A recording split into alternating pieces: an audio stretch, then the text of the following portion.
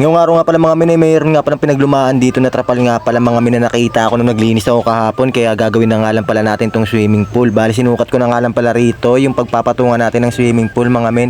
At yan, bali dyan nga pala tayo maglalagay at susukatin na nga rin pala natin yung lapad ng ating magiging swimming pool. Kaya bato nga pala pinangguhit natin dyan para mabilisan lang mga min. Sunod na nga pala natin na isusukatin dyan yung haba naman ng ating magiging swimming pool. Bali napagkalaki nga pala na itong trapal na to mga min na pinaglumaan.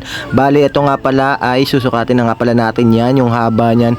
Tapos syempre i-minus naman natin kung gaano nga pala yung kataas. Bali nga pala ang naging taas nga pala dyan mga men ay 30 to 25 cm yon mga men yun. Kaya yan, pagkaano ko nga pala dyan ay kwenta ko na nga pala kagad dyan kung ilan yung i-minus natin.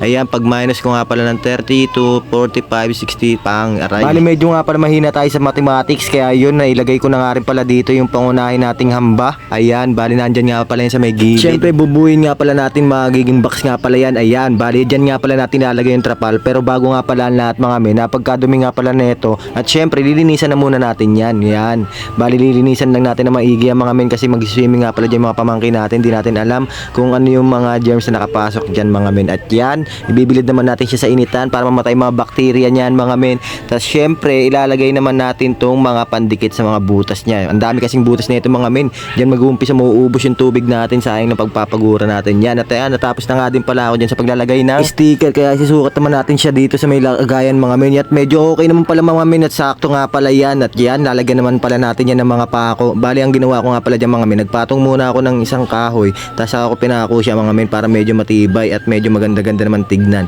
At sunod na nga pala dyan mga men, ayan, medyo na matatapos na nga pala tayo dyan. At para maging make sure naman ng ating swimming pool na walang butas mga men, lalagyan muna natin at ano ulit natin yung mga men, titignan natin ulit. Ayan, bali busisi na natin yan mga men, para pag nilagyan ng tubig wala talaga siyang tagas mga men. At yan, naglagay na nga rin pala ako ng sign na no diving, para sabihan ko sa mga pamangking ko na huwag silang, baka mabagok sila dyan mga men. Sunod, naglagay na rin ako ng sign ng team donations. Yan, salamat nga pala mga men sa masumusuporta sa akin dyan mga men. At yun, mag-iigib na nga pala kami ng tubig. Doon pala manggagaling yung tubig sa baba mga men. Napakapagod nga pala yan mga men.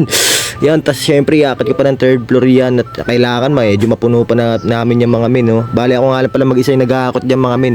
Yan, ayun nga pala yung dalawang pamangkin, tuwan-tuwa sila. Ayan, si Brianna, puso na talaga mag-swimming. Bali si Brianna nga pala mga men, hindi nga pala yan nagpaalam. Kaya yan, napagalitan siya, kinabukasan na yung swimming, hindi tuloy siya pinayagan na. Ayan, at pinagugas ko na nga sila ng paa para hindi agad madumihan itong swimming pool mga men. At yan, magtuwan-tuwa nga pala yung dalawang pamangkin dyan. At ito naman pala yung kinagabihan na. Yan, may ilaw nga pala. Ang ilaw nga pala yan ay solar mga men. Hanggang dito na lang. Maraming salamat nga pala sa sumusuporta sa akin. I love you all.